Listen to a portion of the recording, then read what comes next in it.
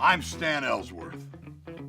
You might have heard me talking about history on American Ride. But today, I want to talk about the United States Constitution, how it came to be, why it came to be, and what makes the United States Constitution a revolutionary document even today. So throttle up, baby. Let's hear the story.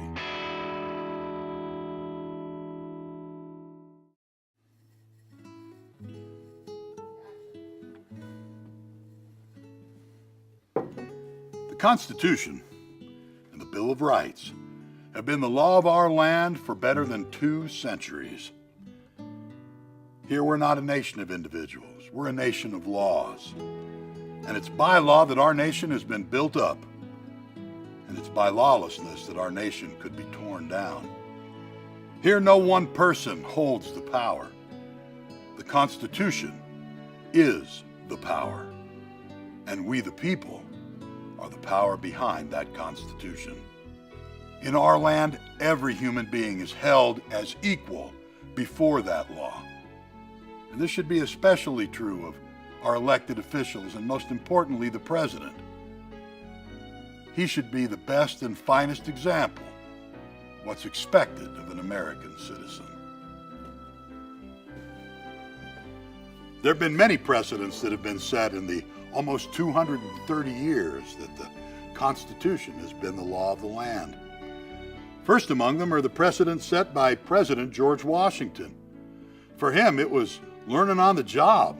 There was no example that had gone before. It was kind of learn as you go. And Washington set the precedents of forming a cabinet, of the president being referred to simply as Mr. President, because he is no more and no less than the representative of the people. And most importantly, the precedent of a president sitting for only 2 terms. When Washington walked away from the presidency, people around the world were shocked. Even his enemies applauded him. George III called him the man of the age. Washington had walked away from power not once, but twice in his life. And more importantly, the precedent that was set by the second president of the United States, John Adams, who lost his bid for re-election in 1800 to his sometimes friend, Thomas Jefferson. But rather than causing a problem, Adams quietly packed his bags and went home to Braintree, Massachusetts, setting the precedent that has become an American heritage of the peaceful transition of power that has endured for more than 225 years. We'll see you next time when we talk about how the Constitution checks and balances the power of the federal government that it's created.